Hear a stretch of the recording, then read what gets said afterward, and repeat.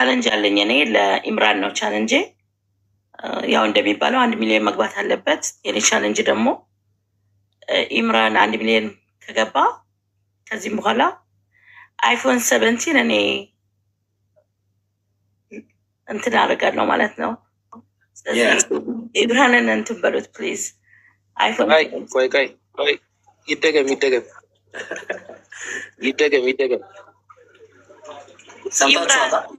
ኢምራን 1 ሚሊዮን ከገባ በዚህ 2 ቀን ውስጥ ኢንሻአላህ እኔ አይፎን 17 ለኢምራን ልክለታለሁ ማለት ነው።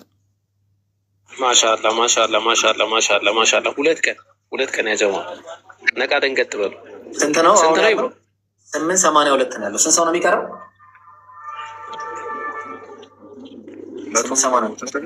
100 ስንት ነው? ቆይ አንዴ ሊሆን አሁን 118 ምናምን 118 ነው የሚቀረው። እና አይገባም። ቢኢዝኒላህ የዛሬ ፕሮግራማችን የሚሆነው ስለ ኢስላም ጠይቁን ነው።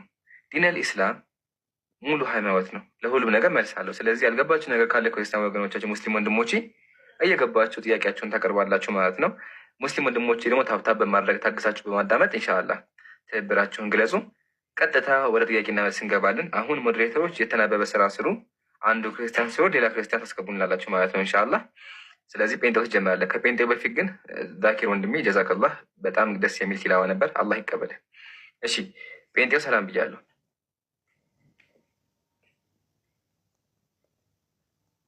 ሰላም እንዴት ናቸው? ሰላሙን አላመን ተቢዐል ሁዳ። እንዴት ነው ወገኔ? ሰላሙን እየሰማል? በደንብ ይሰማል። እግዚአብሔር ይመስገን ሰላም ነኝ። አለን ከይቅርታ ጋር እንዲጠይቅ ጋብዛችሁ ነው። እንደው ከጥያቄ በፊት እንደው ነገሮችን ግልጽ ለማድረግ ማለት ነው ጴንጤውዬ፣ አሁን የትኛውን እግዚአብሔር እናመሰግንከው? እግዚአብሔር አብን የትኛው ነው? ወይስ ወልድን ወይስ መንፈስ ቅዱስን? እኔ ቅራውን ያዳመጥኩ ነበር ሱረቱ አዕራፍ እና እግዚአብሔር ይመስገን ስል ደግሞ ያው ከካይዲዎች መሀል አይደለም።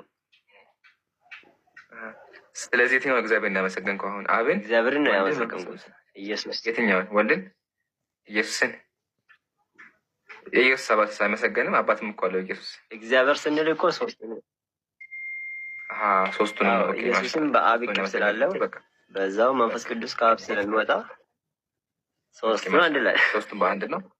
ሀይም መች በቃ እሱን የፈለጉ። ስለዚህ አሁን የጴንጤ ወገናችን ያመሰገንም ሶስቱን። እሺ ይቅርታሽ፣ አቡኪ ካለ አንድ አፍታ ጊፍት ላክ። አቡኪ ካለ አንድ አፍታ ጊፍት ላክ። ሜንሽን አድርጎኝ ከታች አልመጣልም። ቀጥል ሀቢቢ። እሺ ጴንጤ ጥያቄ መቀበል ትችላለህ።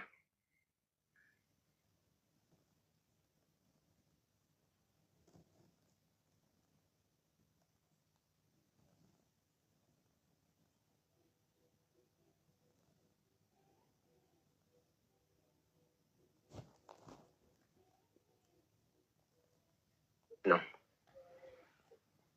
እሱ ምንድን ነው? የመጀመሪያ ቤተክርስቲያን ወይ ቤተክርስቲያን ያለ ደግሞ የመጀመሪያው ምንድን ነው ቴምፕል የምትባለው አብርሃም ያቋቋማት እንትን አለ ካባ አቋም ምንድን ነው አብርሃም የሰራት ማለት ነው። አብርሃም አስጀመረው ካባን። ስለዚህ ሲያስጀምር ቁርአን እንደሚነግረን አላህ እንደሚጠብቅ ይነግረናል። ከዛ የሆነ ጊዜ ላይ ኦብሊን እንትና ጴንጤ ጋር ሰውዬ መጣ። ያንተ ችግር መሰለህ ታረዝ ማደህና አጠራጋ አቅርበው እስኪ ጴንጤው። እሺ በጣም ጥሩ በጣም ጥሩ። አጠራጋትና አቅርባት እንደዛ። ካባን እግዚአብሔር ይጠብቃታል። እሺ እግዚአብሔር ካባን ይጠብቃታል። አብርሃም ደግሞ ካባን እንደመሰረታት ነው የምናውቀው። አብርሃም በጣም የቆየ ነው። ከዛ ወዲህ ግን አላህ ያከብራ ፕሊዝ። እግዚአብሔር የሚለውን ስም ለአምላክ መጠሪያ እናደርገውም እኛ። ስለዚህ አላህ ያከብራ። እሺ አላህ እንበል እስኪ አላህ እሺ። እና አላህ ይጠብቃታል። አንድ ጊዜ እንዳሁን በዚሆን ምንድነው ዚሆን ነው በሱ የዘመተባት ሰውዬ ነበረና ወፎች በድንጋይ አባረሯት። ከዛ ወዲህ ግን 360 አማልክቶች እዛ ተሰብስበው ያሉ ነው ነቢዩ መሐመድ መጥቶ ካባን ነፃ ያወጣት።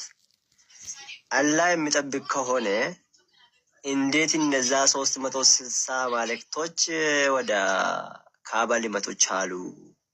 እንዴት ካባ ለባዕድ አምልኮ ስብስብ ሊሆን ቻለ ነው ለዛች ጊዜ። ይሄ የኔ መጀመሪያ ጥያቄ ነው። ጥያቄ እሺ፣ መልሲ ሙተርጋዳም ግን አንዴ ቱ ቢ ሹር አቡበከር ድምጽ በደምብ ይሰማል አይደለ? ችግር እንዳይሆን ብዬ ነው። ማሻአላ ኸይር። እሺ አልሐምዱሊላህ ወከፋ። እሺ ቆይቶ የሚደርሰኝ አይደል? እሺ ስንጀምር አላህ ከአባን ስለሚጠብቅ እኮ ነቢዩ ሰለላሁ ዐለይሂ ወሰለም ያስነሳቸው። አላህ ከአባን የማይጠብቅ ቢሆንማ ነብዩን አያስነሳም ነበረ። አንደኛ ፖይንት። ሁለተኛ ፖይንት፣ ታዲያ ለምን ጣዖት አምላኪያን ሲያመልኩ ዝም አላቸው ካልከኝ፣ አምላክ አላሁ ሱብሃነሁ ወተዓላ በጥበብ ነው የሚሰራው አይደለም። መጀመሪያ ከአባ የተባለው ስፍራ ኢብራሂም እና ኢስማኤል ዓለይሂም አሰላም የገነቡት የተቀደሰ ቦታ ነበር። ወኢዝ የርፈዑ ኢብራሂሙ ልቀዋኢደ ሚነል ቤት ለቁርአን፣ ኢብራሂም ከአባን ገንብቷል። አወሉ ቤት የመጀመሪያ ቤት ነው። እዛ ቤት ላይ አላህ ይመለክ ነበር። ግን ከጊዜያት በኋላ ምን ተፈጠረ? ጣዖት አምላኪያን ጣዖት እየሰሩ ማምለክ ጀመሩ። ስለዚህ አምላካችን ምን አደረገ? ነቢዩን መሐመድ ሰለላሁ ዐለይሂ ወሰለም አስነሳና እነዚያን ጣዖት አስወገደ። ወሊላሂ ልሐምድ። አንደኛ ፖይንት።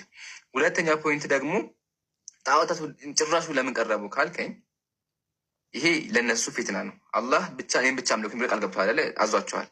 አላህን ሳያመልኩ በራሳቸው ፍቃድ ከአላህ ውጭ ጣዖታት ማምለክ ጀመሩ። አየህ አይደለ? ስለዚህ ይሄ ለራሱ ለነሱ ፊትና ነበረ። ግን አምላካችን ሩህ ስለሆነ አዛኝ ስለሆነ ምን አደረገ? ነቢይን አስነሳ ማለት ነው። አንደኛ ፖይንት።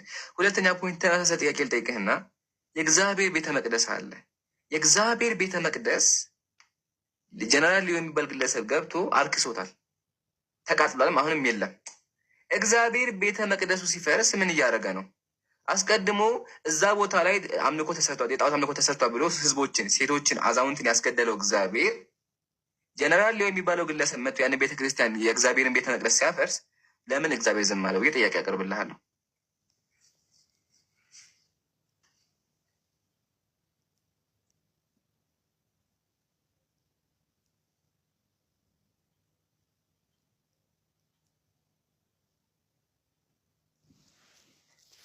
እሺ እንዳሁኑ እንዳልከው እንደ አላህ ቃል አልገባላትም ለዛች ቤተክርስቲያን። ነገስታቶች ነው ባይዘው ቤተክርስቲያን ብቻ ሳይሆን ነገስታቶች ሲነኩ ነው ቤተክርስቲያን የሚነካ። ግን ደግሞ እንደዚህ አይነት የእግዚአብሔር መሐላ የለም። የእግዚአብሔር ቃለ መሐላ የእግዚአብሔር ቤተ መቅደስ ናት። ቃለ መሐላ ስላለማ እኮ ብዙ ሽማግሌዎችን አስረዳቸው ብዙ አስረዳቸው አስጨፈጨፋቸው እኮ። ለምን ጣዖት አመለካችሁ ብሎ እግዚአብሔር ሽማግሌዎች ህፃናትን ገድሏል። እዛ ቦታ ላይ አሰርዷቸዋል።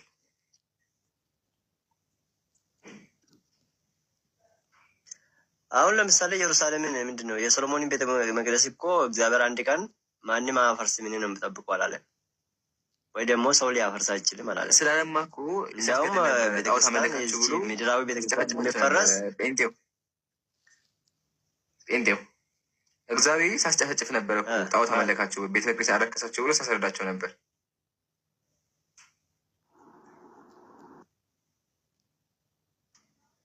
አሁን እንደዛ ነበር አልኩ እኮ። ግን ይጠብቃለሁ ማንም አይነካም ካለ እግዚአብሔር ማንም አሁን እኮ ባለፈው ምንድነው ማታ ጠየቁት ጥያቄ ላይ እግዚአብሔር ይሄን አደርጋለሁ ካለ ያደርገዋል፣ ይጠብቃለሁ ካለ ይጠብቃል፣ ማንም አይነካም ነው ያሰብ ገባ።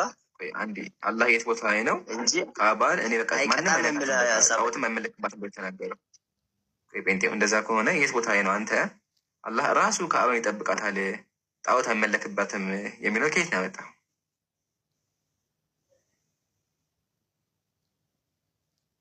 አሎ ካባን ይጠብቃል። የት ገባ? ካባን ይጠብቃታል የሚል ኪዳን የለም። የት ለማለት የለም። አሳየኝ ያለ ከሆነ አላውቅም እስካሁን እንደዛ ይመስከሳኛል። እሺ ላውጣልህ። እሺ አውጣልህ። እስከዛ ችግር ለማውጣልህ አለ። አውጥተህ ታርጋ ብስ ከዛ ቀጥል አውጥተህ ታነበዋለህ። እሺ አየ አንብቦ ታወጣና ታነበዋለህ። በእንግሊዝኛ ወይ ደግሞ ወደ አማርኛ ተርጉሜ ማለት ነው። እንግሊሹን ነው የምታነበው፣ እንግሊዝኛውን ነው የምታነበው። ምንም ችግር የለውም። እሺ ሰላም አለይኩም ጀማ፣ እንዴት ናችሁ ሁላችሁም? እኔ ያለው አልሐምዱሊላህ። ተገናኘን ከሁለት ቀን በኋላ መሰለኝ እና ፖስት ያደረኩት ቪዲዮ አለ ጋይስ፣ ሁላችሁም ገብታችሁ የውይይት ጥሪ ሳይሆን አክሰፕት ያደረኩበት ነው። አንድ ወገናችን ዲቤት ጠርቶናል። ያንን ዲቤት አክሰፕት አድርገናል። ሁላችሁም ሼር አድርጉለት ገብታችሁ።